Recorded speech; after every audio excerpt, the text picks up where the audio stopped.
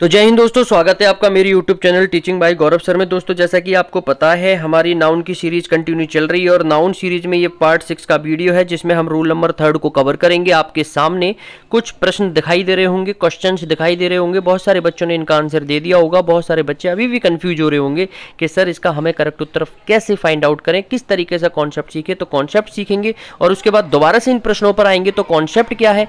तो दोस्तों कॉन्सेप्ट में आपको बता दूं कि कुछ नाउन दिखने में सिंगुलर लगते हैं लेकिन इनका यूज हमेशा कैसी फॉर्म में होता है? प्लूरल फॉर्म में होता है। यानी कि देखने में वो नाउन कैसे लगेंगे हमको कि भैया ये सिंगुलर हैं, लेकिन एक्चुअली वो होते कैसे हैं? वो प्लूरल होते हैं। चलिए वो नाउन देख लेते हैं, कौन कौन से वो नाउन होते हैं। तो दोस्तों कैटल हुआ, कैटल का मतलब होता है मवेशी। कैवलरी हुआ, कैवलरी का मतलब होता है घुड़सवार। इन्फेंट्री, इन्फेंट्री का मतलब होता है पैदल चलने वाले सैनिक।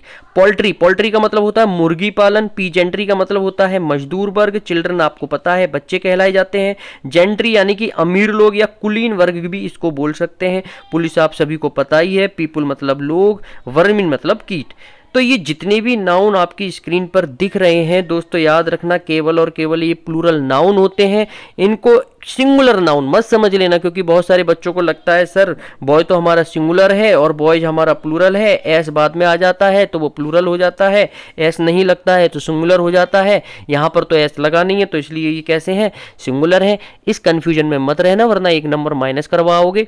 ये जितने भी नाउन मैंने बोले हैं केवल और केवल कैसे होते हैं? ये प्लूरल नाउन होते हैं। प्लूरल नाउन होते हैं तो जो वर्ब आएगी कैसी आएगी? प्लूरल वर्ब का यूज किया जाएगा।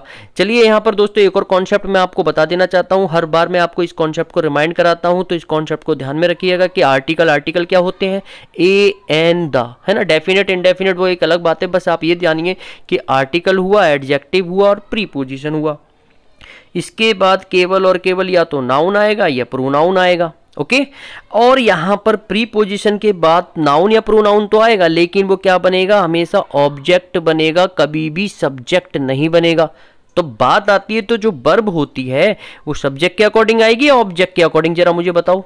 वर्ब जो है सब्जेक्ट के अकॉर्डिंग आती है या ऑब्जेक्ट के अकॉर्डिंग? तो आपका जवाब होगा सर सब्जेक्ट के अकॉर्डिंग आएगी। जैसा सब्जेक्ट वैसा वर्ब।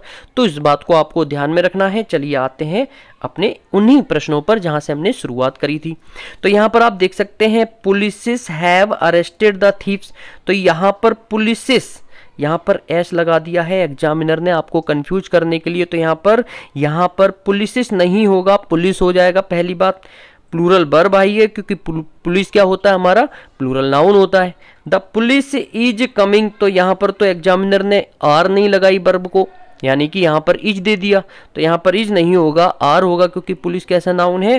प्लूरल नाउन होता है। कैटल्स, तो यहाँ पर आप देख सकते हैं कैटल तो ऑलरेडी एक प्लूरल नाउन है तो एस लगाने की क्या जरूरत?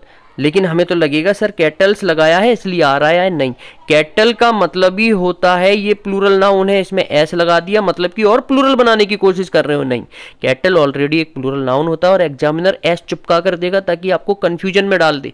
तो इसलिए कंफ्यूजन में मत आना है, इन वर्ड्स को याद कर लेना है। अ ग्रुप ऑफ पीपुल, अब आपको लगेगा सर आर जो है पीपुल के अकॉर्डिंग आया है, क्योंकि बहुत सारे बच्चों को लगता है कि जो वर्ब के पास होता है वर्ड उसी के अकॉर्डिंग हम वर्ब डाल देते हैं, वर्ब लगा देते हैं। नहीं, गलत हो जाएगा। हमेशा याद रखना, मैंने अभी क्या आपको कॉन्सेप्ट बताया था कि प्रीपोजिशन के बाद आने वाला नाउन या प्रोनाउन क्या बनता है? हमेशा ऑब्जेक्ट बनता है। तो जो वर्ब आएगी वो सब्जेक्ट के अकॉर्डिंग आती है या ऑब्जेक्ट के अकॉर्डिंग आती है? तो आपका जवाब होगा सब्जेक्ट के अकॉर्डिंग। और अभी मैंने आपको बताया था आर्टिकल के बाद केवल और केवल नाउन आएगा।